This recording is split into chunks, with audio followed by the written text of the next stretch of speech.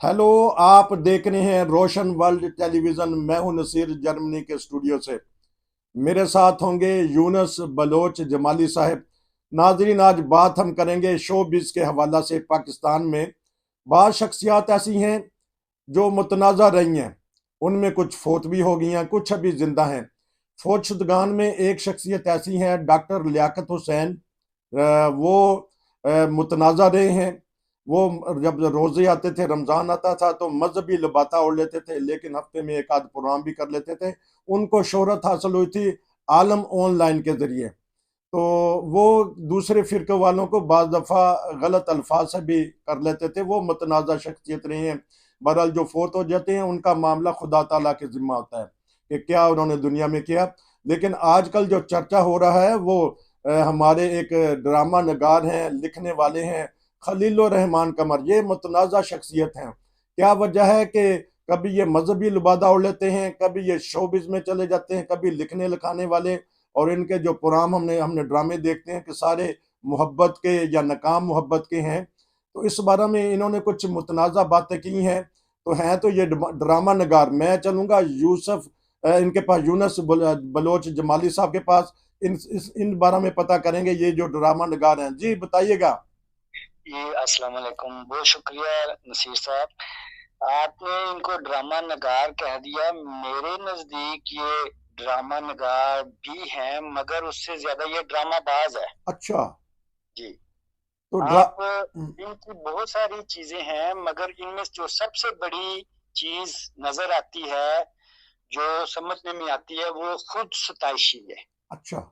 खुद सताइशी करने वाले बहुत सारे हजरात दुनिया से जा भी चुके हैं और इस वक्त मौजूद भी हैं। और उनमें ये जो खलीलुर रहमान कमर साहब हैं, ये कभी शायर भी हैं, ये राइटर भी हैं, ये एक्टर भी हैं। और इसके अलावा ये एक जमाने में चप्पलें घसीटते होते थे लाहौर की सड़कों पर मजदूरी के लिए। लेकिन इनको अपने वो पुराने दिन जो है वो भूले नहीं है। ठीक है। अब इनको अल्लाह ताला ने जैसे भी है इनको शोहरत मिल गई है, लेकिन इनको वो शोहरत, वो पंजाबी में कहते हैं ना, पच नहीं रही। रास नहीं आ रही। जी, रास नहीं आ रही इनको। इस वजह से ये औरतों के खिलाफ और दूसरी अकलियतों के खिलाफ, या फिर अपने दूसरे फिरकों वालों के खिलाफ ये इतनी शदीद नफरत का इजहार करते हैं। और चूंकि इनकी अब मीडिया तक रसाई है, ये एक मीडिया जो पाकिस्तान में टीवी है, आ जाके इस वक्त पाकिस्तान में कुछ हो तो तफरी का मौका है नहीं है। जी। टीवी के ऊपर आके ये बड़ी बदतमीजी, बदतहजीबी, हत्ता के नाशाइस्तगी की हद तक ये बोलते भी हैं और अपने गुस्से का इजहार करते हैं। लेकिन जिस शख्स को अपने गुस्से के ऊपर कंट्रोल ना हो, जो एक पोजीशन वाली जगह पे बैठा हो, एक ऐसे मीडियम के सामने वो बैठा हो जहां पर सामने बच्चे, खवातीनो हजरात और बुजुर्ग बैठे हों, और इनको किसी अदब की लिहाज ही ना हो, कहते खुद को ये अदीब है। तो ये इनको कहना चाहिए ये जुबान दराज है कि इनकी जुबान कंट्रोल में नहीं है, हालांकि अपने आप को पक्का मुसलमान समझते हैं। ये जुबान दराज तो आपने बड़ा ही मुहज़्ज़बाना लफ्ज इस्तेमाल किया है। अच्छा। ये मुग़ल्लज़ात बकते हैं। अच्छा, खवातीन के बारे में खसूसी तौर पे बकते हैं। अच्छा, क्योंकि बकते खसूसी हैं ये। और ये रिसेंटली इनका एक बयान फिर आया है जिसमें इन्होंने को एजुकेशन यानी मखलूत तालीम के हवाले से बात की है, और उसमें कसूरवार औरत को ही ठहराया है। हालांकि खवातीन का दर्जा इस्लाम ने, कुरान ने और अल्लाह ने खुद बयान किया कि खवातीन की इज्जत और नमूस किस तरह बरकरार रखी जाए।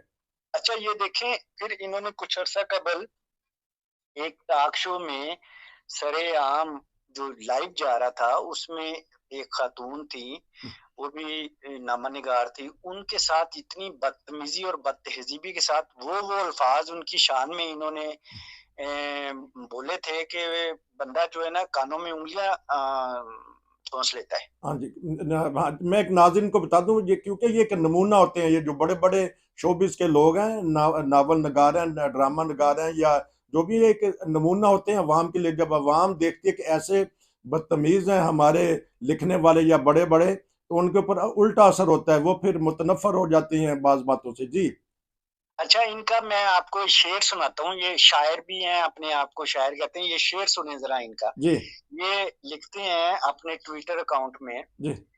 कमर तू पहले था अब तू है आफताब हुआ, अच्छा। तू अहले शर के लिए हक का इंतखाब हुआ। ओह, हैं जी। तो शर तो ये खुद फैलाते हैं, कभी ये। अब आगे सुन ले ना, अच्छा सुने तो सही ना। अच्छा आगे कह रहे हैं, खलील तुझको है रहमान से मिली इज्जत, अच्छा तू है बेहयाओं पे खालिक का है अजाब हुआ। अच्छा। अब बात यह है कि शेर में पहली बात तो ये कि वजन भी होना चाहिए, वजन वगैरह कोई नहीं है, लेकिन ये शायर है, ये ठीक है। अपने आप को उतार समझते हैं कि मुझे हाँ, अल्लाह ने ये इख्तियार दे दिया कि मैं जिसकी बेइज्जती मर्जी करूं।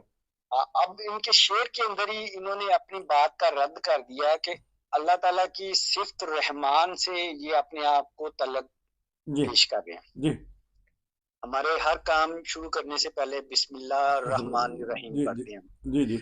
और रहमान अल्लाह ताला की वो सिफ्त है जो तमाम मखलूकात के ऊपर वो हावी है। जबरदस्त, माशाल्लाह। और रहमान का मतलब है रहम करने वाला, बिल्कुल बार बार रहम करने वाला। जबरदस्त। जी अब एक तरफ वो रहमान कह रहे हैं और उसको कह रहे हैं कि जी खलील तुझको है रहमान से मिली इज्जत। हाँ, तो शर बन के कहते हैं कि मैं आ गया हूँ। हाँ, तो आगे फिर कह रहे हैं मैं बेहयाओं के ऊपर अजाब हुआ, जी यानी खुद ही अपने आप को अजाब भी बना रहे हैं। और पता नहीं यार, अजीब किस्म की ये खुद सताइशी किस्म की शख्सियत है। खुद पसंदी इनमें बहुत ज्यादा। तो ये बताइएगा कि ये ड्रामों में फिर खवातीन के ऊपर किरदार क्यों लिखते हैं अगर इतनी अच्छा, है? वो दरअसल इस वक्त पब्लिक डिमांड है ना हमारे मुल्क में, अच्छा पाकिस्तानी ड्रामे में फिल वक्त टॉक्सिक किरदार को बहुत मकबूलियत मिलती है। टॉक्सिक से मरे जहरीला, चाहे अच्छा। वो औरत का हो चाहे मर्द का हो। ये जहरीला उन्होंने महवाद भी फैला रहे हैं अपने ड्रामों के जरिए। जी, और ये इन्होंने हाल ही में, अच्छा एक तरफ ये कह रहे हैं जी कि को एजुकेशन नहीं होनी चाहिए, मखलूत यानी कि पढ़ाई तालीम नहीं नहीं होनी होनी चाहिए। चाहिए।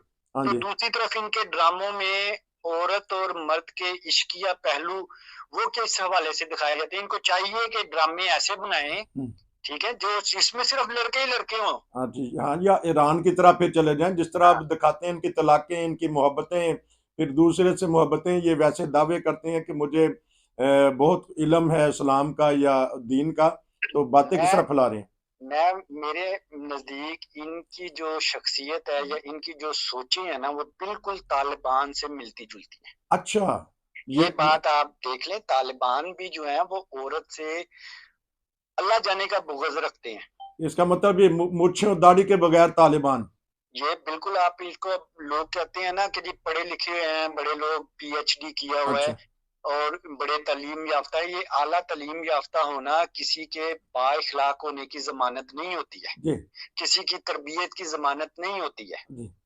तो इन्होंने क्योंकि सुनने में मेरे आया ये भी। ख्याल में हाँ जी आपकी वसातत से, इस चैनल की वसातत से जो भी सुन रहे हैं ना, मेरे नजदीक खलीलुर रहमान कमर साहब को तरबियत के मौजू के ऊपर इनका जो है ना साइकाइट्रिस्ट टेस्ट दिया जाए, करवाना चाहिए। अच्छा इनको तरबियत के मौजू पर सेमिनार अटेंड करने चाहिए। अच्छा अपने घर में ये अपनी खवातीन के बारे में तो बड़े अच्छे अल्फाजात में बोलते हैं, उनको तो घर से बाहर निकलने के लिए पाबंदियों पर रखा हुआ है। जी और बाहर जो निकली हुई हैं किसी भी वजह से, जी चाहे वो मजबूरी की वजह से जी जी निकली जी हैं, पढ़ने की वजह से निकली हैं, या अपने किसी रोजगार के लिए जी जी निकली हैं, उनके ऊपर ये इस तरह ये बातें करते हैं कि जी उन्होंने लिबास ऐसे पहना था, जी उन्होंने ऐसे किया था।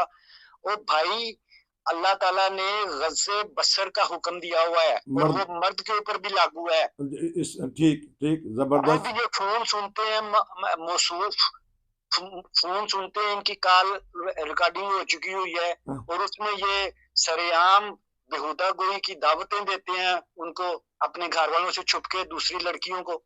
اور پھر جو جس طرح آپ نے کہا کہ یہ زبان دراز ہے، ٹاک شو میں آ کے خواتین کی بےعزتی بھی کرتے ہیں، اور یہ کہتے ہیں کہ خواتین ایک دوسرے کو سہیلیاں بھی نہ کہیں، یار بھی نہ کہیں، وہ ایک دوسرے سے بھی وہ کہتے ہیں کہ لڑکیاں بھی ایک دوسرے کو دوست نہ کہیں. یہ لفظ انہوں اچھا، نے کہی. اس نے اپنے ہاتھ میں نا سگریٹ پکڑی ہوتی ہے. اچھا. ٹھیک ہے. اور اس کو وہ جو سوٹے کے انداز میں پکڑتا ہے نا، وہ انگلی 3 انگلیوں کے درمیان میں سگریٹ کو ڈال کے وہ بالکل وہ فحش بےہوتا اور بدماشی سٹائل سے وہ سگریٹ لگا کے نا اس کا دھواں چھوڑتا ہے، اور پھر ایسے اپنے آپ کو فخر محسوس کرتا ہے. یہ پڑھا لکھا طبقہ، یہ ادیب ہے، یہ پاکستان کا، یہ ڈرامہ نگار ہے، یہ اس نے سکھانا ہے تربیت. ہاں، کیونکہ آپ نے صحیح کہا تھا کہ ڈرامہ نگار نہیں بلکہ ڈرامہ باز ہے. کیونکہ ناظرین، بات مقصد کرنے کا یہ ہے کہ یہ چند دن سے متنازع بیانات دے رہے ہیں جو شوبز میں ہوتے ہیں، وہ ان کی طرف لوگ دیکھتے ہیں، بچے دیکھتے ہیں، بچیاں، جتنی بھی خواتین و حضرات دیکھتے ہیں، تو پھر ان کے اوپر آج کل پاکستان میں بھی آواز اٹھائی جا رہی ہے. اس لیے میں نے سوچا کہ یونس بلوچ جمالی صاحب خوب جانتے ہیں کہ یہ ایسی شخصیت ہے جو متنازع بنتے جا رہے ہیں، اور آنے والے دنوں میں دیکھتے ہیں یہ اونٹ کس کروٹ بدلتا ہے. دوسری میں آپ کو بتا دوں تھوڑا سا، یہ ایک پاکستان کے بڑے مشہور تحریک لبیک کے لیڈر تھے، جی ٹھیک ہے، خادم حسین رضوی. ہاں جی، یہ ان کے مرید ہیں. یہ ٹھیک ہے، ان کے وہ مرید ہے، اور ان کی جو گفتگو ہوتی تھی اللہ اور رسول کے نام پر، وہ سب لوگوں کے ذہن میں تازہ ہوگی، وہ کہیں ہمیں دہرانے کی ضرورت نہیں ہے. ٹھیک ہے. اور اسی پیٹرن کے اوپر یہ اپنی کبھی مذہب کے جو مخالف ہیں، ان کے جو دوسرے پیروکار ہیں، دوسرے فرقہ والے، ان کو یہ پکڑ لیتے ہیں، کبھی عورتوں کے پیچھے چل پڑتے ہیں. بیسیکلی میں نے جیسے بتایا کہ ان کو اگر اللہ تعالیٰ نے عزت دے دی ہے، یا شہرت دے دی ہے، یا دولت دے دی ہے، تو اس کو یہ اپنے اندر سمیٹیں، اور اپنی تربیت کے لیے ان کو چاہیے. ایسی NGOs ہیں پاکستان میں جو ان کو عورت کے حقوق کے بارے میں اسلام کی طرف سے جو بھی بنیادی عقیدہ ہے وہ سمجھانے کی کوشش کریں گے، اگر یہ سمجھنا چاہیں تو. ہاں ٹھیک ہے، کیونکہ یہ مذہبی کارڈ استعمال کرتے ہیں خوب اچھی طرح، کیونکہ رائٹر ہیں، یا تو ان کو وہ کام کرنا چاہیے، یا دائیں طرف چلے جائیں یا بائیں طرف چلے جائیں. ادھر سے وہ کھیلتے ہیں، ادھر سے بھی پیسہ کما رہے ہیں، اس طرح بھی سستی شہرت حاصل کرتے ہیں، اور عوام کیونکہ ہمارے جذباتی ہیں وہ پھر ان کے نعروں میں آ جاتے ہیں، اور پھر خواتین کے اوپر راہ چلتے بھی آوازیں کسی جاتی ہیں. اس کی طرف ان کا دھیان نہیں ہے، یہ صرف مگر پڑ گئے ہیں عورتوں کی، خواتین کی تعلیم پہ. ان کو یہ نہیں پتا کہ خواتین کے ساتھ وہاں کیا بے ایمانہ سلوک کیا جا رہا ہے. اچھا، ایک اور خاتون کے بڑی مشہور ہو گئی ہیں، اسی پروگرام میں تھوڑا سا ذکر کر دیں، ماہرہ خان. ان کا دوپٹہ یا حیدرآبادی سوٹ بڑا مشہور ہوا ہے، اس بارے میں خبر آ رہی ہے، کچھ بتائیے گا. ماہرہ خان جو کہ وہ بھی ایک شوبز کی یا کسی بہت ساری خواتین کی یا مردوں کی دل کی دھڑکن ہے. جی یہ وہ دل کی دھڑکن ہوں گی، لیکن ان فائدہ کوئی نہیں ہے نا. اچھا، اس کی وجہ یہ ہے کہ ان کی دوسری شادی ہو چکی ہوئی ہے، اور یہ جس دوپٹے کا ذکر آپ کر رہے ہیں یہ ان کی دوسری شادی کے اوپر انہوں نے ویڈنگ ڈے کے اوپر پہنا تھا. اچھا، اور وہ تقریباً 5 سے 7 گز لمبا تھا. یہ بنیادی طور پر پاکستان میں نمود و نمائش کی وہ ایک کیا کہتے ہیں کہ طوفان آ چکا ہوا ہے کہ جس کی لپیٹ میں کیا چھوٹے کیا بڑے سارے آ چکے ہوئے ہیں. اچھا، شادی اگر کرنی ہے تو اچھے طریقے سے کریں، سادگی سے کریں. اللہ رسول کا بھی حکم یہی ہے. نمود و نمائش کر کے کیا ملتا ہے مجھے بتائیں. اس سے پہلے پاکستان کے بہت سارے سیاستدان کے بچوں کی شادیاں ہوئی تھی، اس میں کروڑوں روپے جھومر کے اوپر ہی لگا دیے. ہاں جی، تو یہ جھومر لٹکانے کے اوپر. ہاں جی، انہوں نے ولیمے پہ جو پہنا تھا 7 گز کا، تو پاکستان کے تو حالات ایسے ہیں، وہاں تو کفن کے لیے پیسے نہیں ہیں، تو یہ 7 گز کے صرف دوپٹے ایک ہی سوٹ کے. دیکھیں بات یہ ہے کہ اصل میں ماہرہ خان پاکستان کی واحد سپر سٹار ہے اس وقت. ان کے پاس اچھے خاصے لوازمات ہیں، ان کا بینک بیلنس کافی بڑھ چکا ہوا ہے. اور چونکہ ان کی یہ دوسری شادی تھی، اس سے قبل ان کی طلاق ہو چکی تھی. ان کا ہاں اس میں ایک پوزیٹو پوائنٹ یہ نظر آتا ہے کہ ان کا جو بیٹا تھا 16 سال کا ہے بیٹا، وہ امریکہ میں پڑھتا ہے، وہ اس شادی میں شامل ہوا اور ماں کے ساتھ وہ کھڑا ہوا.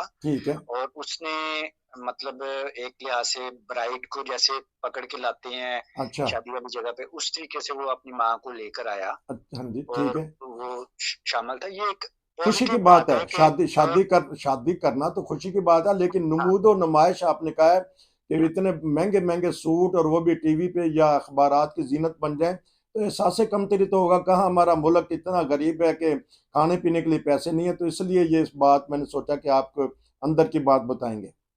جی بس اندر کی بات یہی ہے کہ وہ دراصل نمود و نمائش میں ہم اتنے آگے جی بڑھ چکے ہیں کہ ہم نے جو بنیادی ضروریات ہیں ان کو بھی کمرشلائزڈ کر دیا ہوا ہے. شادی ایک بنیادی ضرورت ہے. جی زبردست. ایک زمانے میں 1,00,000 روپے میں شادی پوری کمپلیٹ ہو جاتی تھی. تو اب 1,00,000 اب میں آپ 1,00,000 روپے میں صرف یہ دیکھیں کہ لڑکی کا دوپٹہ یا عورت کا ایک دن کا بیوٹی پارلر کا خرچہ ہوئے گا. اچھا یہ بھی مطلب یہ ساری نمود و نمائش ہیں جو کہ فضول خرچی میں آتی ہیں. آج ہم نے 2 اہم شوبز کی خبریں دی ہیں، خلیل الرحمان قمر کی اور ماہرہ خان کی.